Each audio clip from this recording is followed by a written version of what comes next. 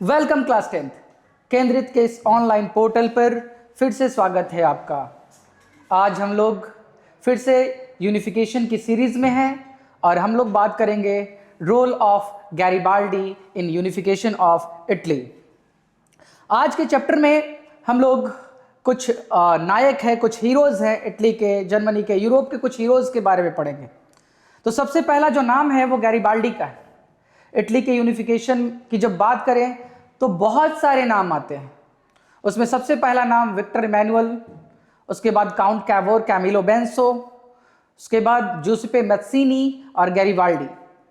Boards के exam में इन किसी भी कैरेक्टर्स के बारे में आपसे क्वेश्चन पूछा जा सकता है। ये क्वेश्चन 3 मार्क्स का भी हो सकता है और 5 मार्क्स का भी होता है।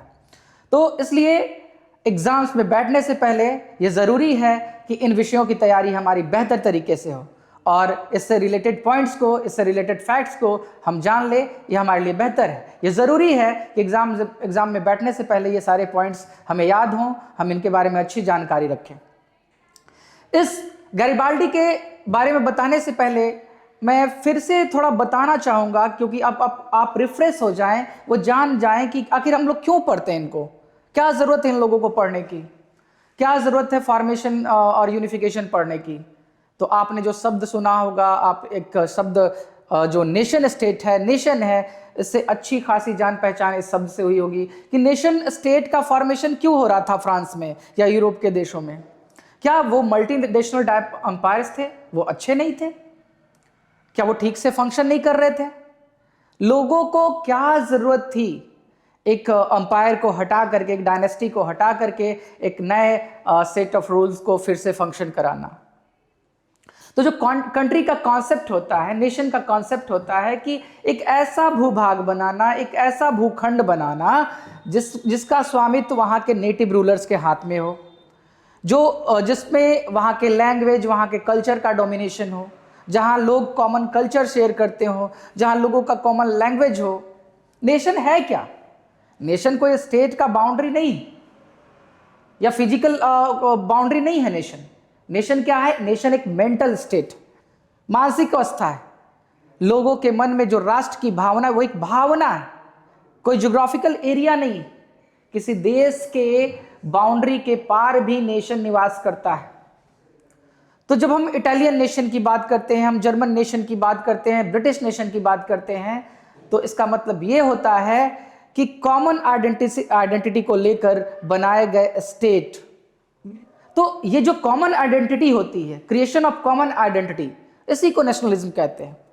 और मल्टीनेशनल अंपायर्स को हटा करके ऐसे ही नेशन स्टेट की स्थापना होती है। तो इटालियन यूनिफिकेशन में गैरिबाल्डी, मैत्सीनी का योगदान पढ़ना है। तो आइए सबसे पहले चलते हैं गैरिबाल्डी के योगदान को पढ़ने। हम लोग आते हैं हमारे पहले स्लाइड पे।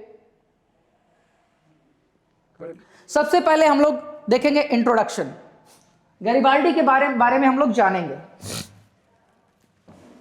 तो सबसे पहले इनका 1 मार्क्स का जो क्वेश्चन होता है, इसमें इनके बर्थ के बारे में पूछा जाता है। तो इनका बर्थ जो हुआ था 1807 में हुआ था और इनका जो बर्थ प्लेस था वो उसका नाम है नाइस और ये फ्रांस में स्थित है। आइडेंटिटी ये है कि ये आर्मी के लीडर थे। आर्मी लीडर का मतलब क्या होता है कि वो सेना नायक थे और एक अच्छे लीडर की क्वालिटीज़ जो होती हैं इनमें था।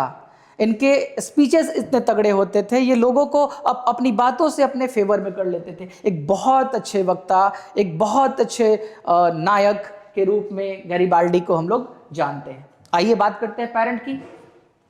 तो इनके मदर्स का नाम था मैरिया रोसा और फादर्स नेम था डोमेनिको गैरिबाल्डी।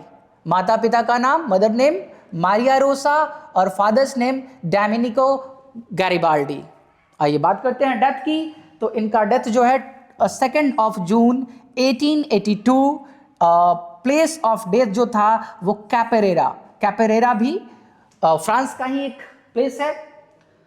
अब हम लोग चलते हैं हमारे अगले स्लाइड पे, जहां हम इंट्रोड्यूस करेंगे गैरिबाल्डी के जो प्रयास थे, गैरिबाल्डी की जो योजनाएं थी, कैसे उन्होंने इटली को यूनिफाई किया, उनका रोल क्या था, कैसे कैसे इटली को एक नेशन स्टेट के रूप में फॉर्म किया इन्होंने।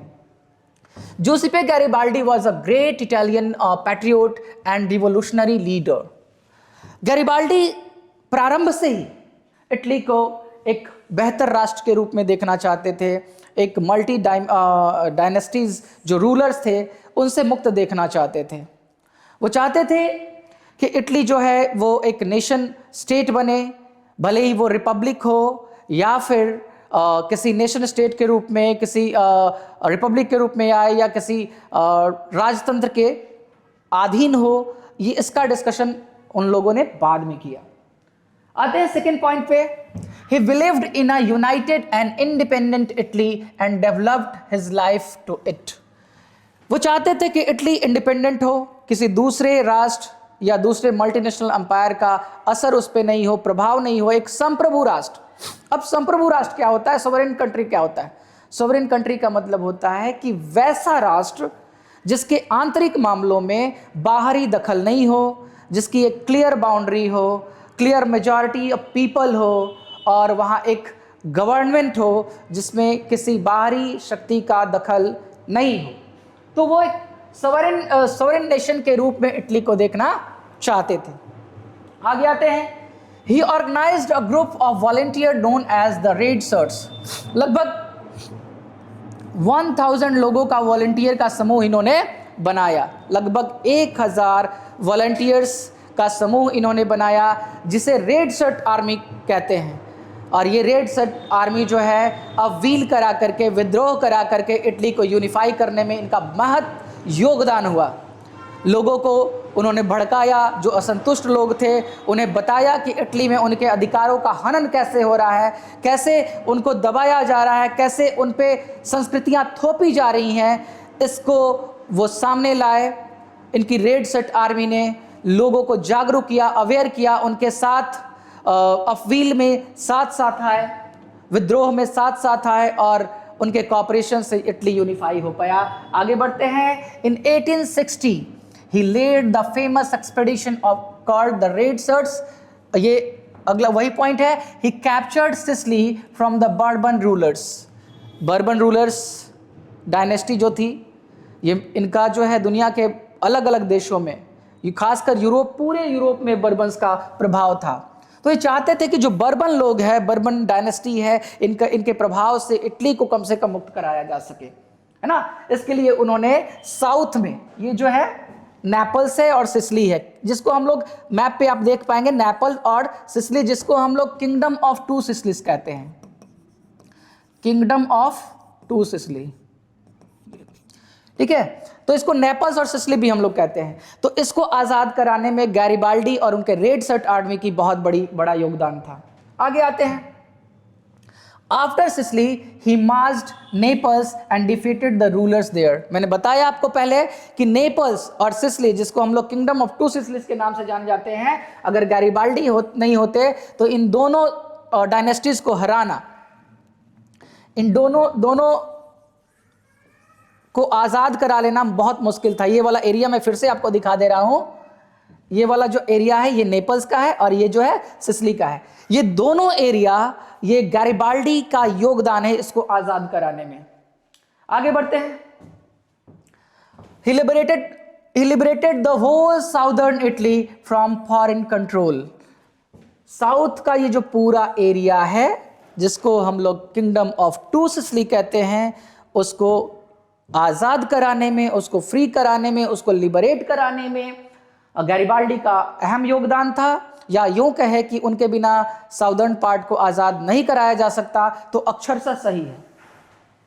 Though a Republican, he handed over the conquered territory to the King Victor Emmanuel II। अच्छा, अब बात करते हैं कि वो तो एक रिपब्लिकन थे, रिवोल्यूशनरी थे। तो उन्होंने जीतने के बाद, नेपल और सिसिली को जीतने के बाद, विक्टर इमैनुअल के हाथ में वहां की सत्ता क्यों सौंप दी? तो रीजन ये था कि इटली की ये नियति पहले ही लोगों ने डिसाइड कर लिया था कि इटली सबसे पहले एक नेशन स्टेट बनेगा। वो रिपब्लिक बनेगा या मोनार्की बनेगा, लेकिन इससे पहले क्या बनेगा, वो एक नेशन स्टेट बनेगा। तो सारे लोग रिवोल्यूशनरीज और कंजर्वेटिव्स, ये सबका कलेक्टिव एम ये था कि इटली को पहले मल्टीनेशनल डायनेस्टी से आजाद कराया जाए और उसे एक नेशन स्टेट बनाया जाए, और बाद में वो लोग बैठ के डिसाइड कर लेंगे कि इटली की नीति क्या होगी। और इस तरीके से तय किए गए मापदंड के आधार पर, पहले से तय भूमिकाओं के आधार पर किंग की भूमिका में आते हैं विक्टर इमैनुअल, जो पहले से ही पीडमोंट, ये जो पीडमोंट और सार्डिनिया मैंने बताया था, पहले ही बताया था आपको, फिर से मिटा के मैं दिखा दे रहा हूं। मैंने पहले ही आपको बताया था इटली के बारे में। ये वाला जो एरिया है, ये वाला एरिया जो है पीडमोंट, और ये है सार्डिनिया, आइलैंड नेशन।